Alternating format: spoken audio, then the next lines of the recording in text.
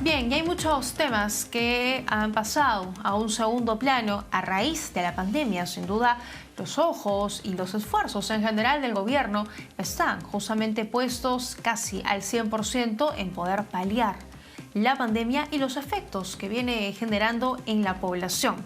Sin embargo, hay un tema importantísimo y tiene que ver con el embarazo adolescente. ¿Sabía usted que un promedio de 12 de cada 100 adolescentes están embarazadas o ya son madres? Esto según la encuesta demográfica y de salud familiar del 2018 ENDES, una cifra que además da cuenta de una necesidad de continuar, sobre todo acercando los servicios de salud sexual, los servicios de educación, además, a este grupo, pese a la situación de emergencia, insisto, que en estos momentos estamos viviendo. Para conversar sobre ese tema nos acompaña Pilar Arce, quien es coordinadora del área de fortalecimiento de capacidades de Promsex. Gracias por acompañarnos, señora Arce. Bienvenida a RPP.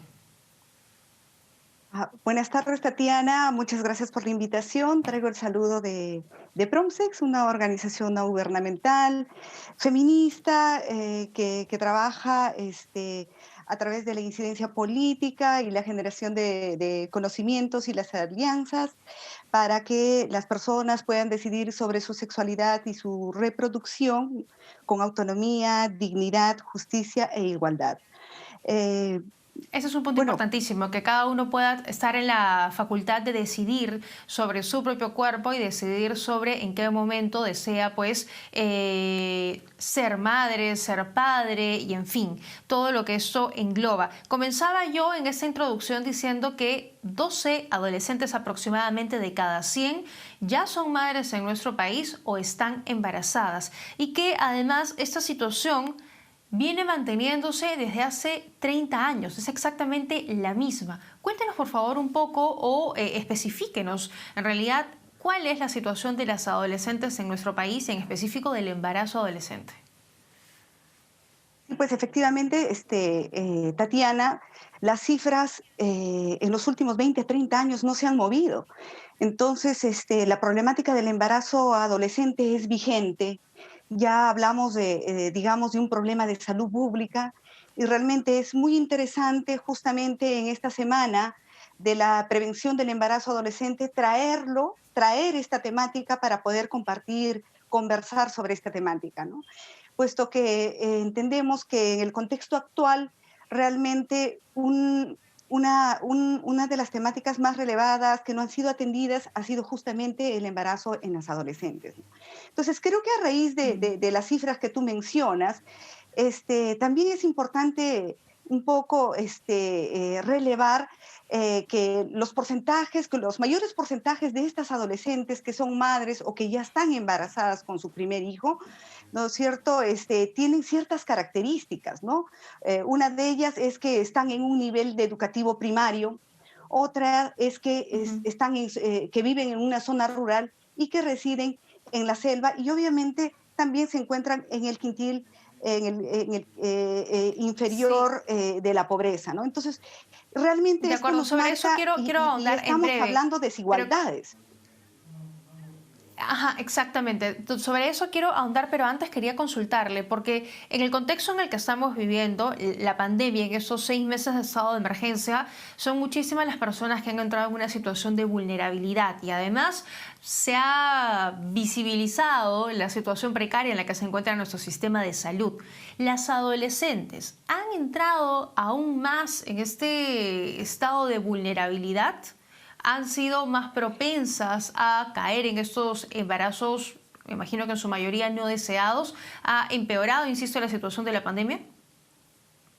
Mira, Tatiana, antes de la pandemia ya estábamos hablando de una situación muy complicada respecto al manejo del embarazo adolescente. Como iniciabas, tú misma lo dijiste, Ujú. 20 o 30 años las cifras no se mueven. Entonces la problemática estaba ahí, ¿no?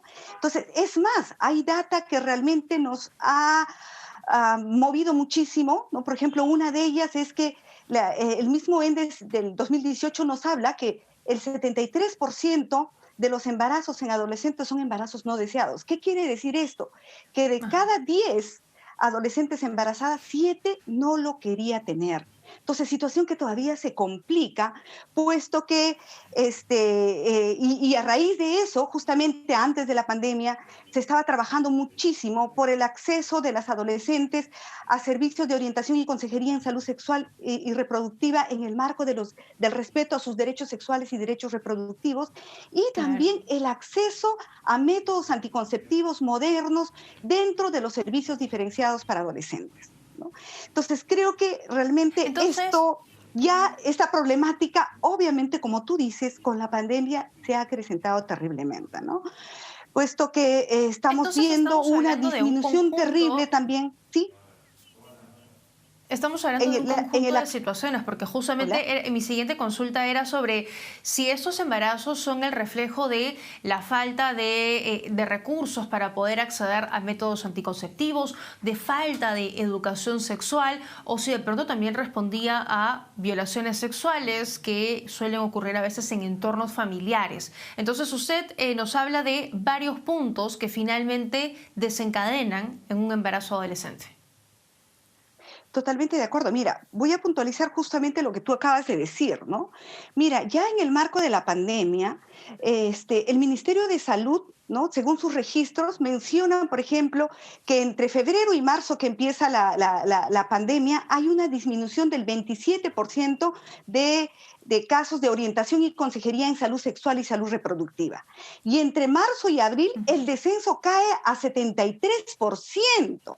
Entonces, a partir de abril, si bien es cierto, por los esfuerzos que se han ido haciendo, se ve una mejoría pequeña, muy, muy pequeña, pero que hasta la actualidad no llegamos ni al 50% de, digamos, el porcentaje de casos de orientación y consejería que se tenía en salud sexual y salud reproductiva en los primeros meses del año.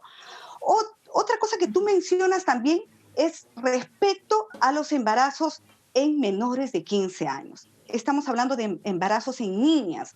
Mira, antes de la Ajá. pandemia, también ya se estaba levantando esta situación y creo que ya desde hace algunos años, puesto que la data del mismo Ministerio de Salud nos habla, por ejemplo, en el 2018, el sistema de registros de certificados de nacido vivo registró 1.417 certificados cuyas madres eran menores de 15 años.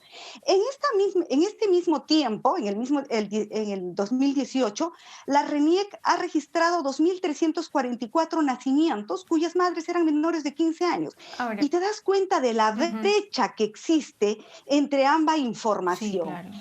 situación que también preocupa porque realmente no nos ayuda a tomar decisiones, o sea, no va a ayudar a tomar decisiones asertivas que realmente puedan hacer que se mejore esta situación. Otro dato ¿Y importante cuál es el también que futuro de relevar es, una, permítame, sí, sí, cuál es el futuro de estas jovencitas que se conviertan en madres, 15 años promedio, algunas antes, algunas un poco después, pero cuál es el futuro para ellas? ¿Logran estudiar? ¿Logran trabajar? ¿Tienen oportunidades? Cuéntanos un poco. mira, creo que aquí, en primer lugar, debemos señalar que de por sí el embarazo adolescente genera pobreza.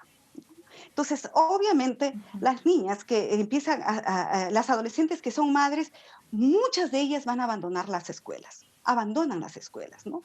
Entonces no terminan, no tienen que, de repente muchas de ellas se sienten obligadas a trabajar porque tienen que tener un sustento donde realmente les pagan, tienen una remuneración bien baja con respecto al trabajo que ellas podrían realizar, ¿no? Entonces las probabilidades que Claro. estas chicas tengan un futuro próspero son bajas, ¿no? Son bastante bajas.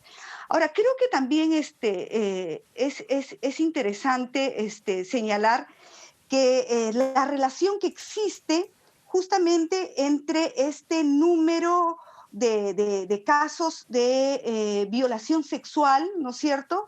Que Sí. el Centro de Emergencia Mujer, por ejemplo, reporta en el 2019 que el 68.5% de los casos de violación sexual se dieron en niñas, niños y adolescentes, ¿no? Entonces, realmente estas cifras nos ayudan a hacer una relación que probablemente que este incremento de embarazos adolescentes tempranos tengan bastante relación con la violación sexual, ¿no? Entonces creo que Muy bien. ahí nuevamente ponerle el ojo y justamente pedir que el abordaje de la violación sexual sea hecha con alta calidad, ¿no? Entonces creo que en ese De acuerdo. sentido es importante que la atención de los casos de violencia sexual se dé en base a un protocolo, al protocolo de actuación conjunta entre los establecimientos de salud, los centros de emergencia mujer, tratando de asegurar que las niñas y las adolescentes víctimas de violencia sexual reciban el kit de violencia que, como sabemos, De acuerdo, es lo contiene la más... anticoncepción oral de emergencia. Ajá. Educación sexual es lo que hace falta. Muchísimas gracias, señora Arce, por habernos acompañado esta tarde en la Central de Información. Es importantísimo hablar sobre esos temas, visibilizarlos, sobre todo en el contexto en el que nos encontramos, que todo es pandemia, que todo es COVID, y esos temas también son sumamente importantes. Muchísimas gracias. Bien, solo para finalizar, la OMS decía que la reducción en servicios de salud sexual y reproductiva ocasionaría 15 millones de embarazos no deseados en tan solo un año, para que vean lo importante que es la educación sexual, la salud sexual, y eso depende, por supuesto, del gobierno.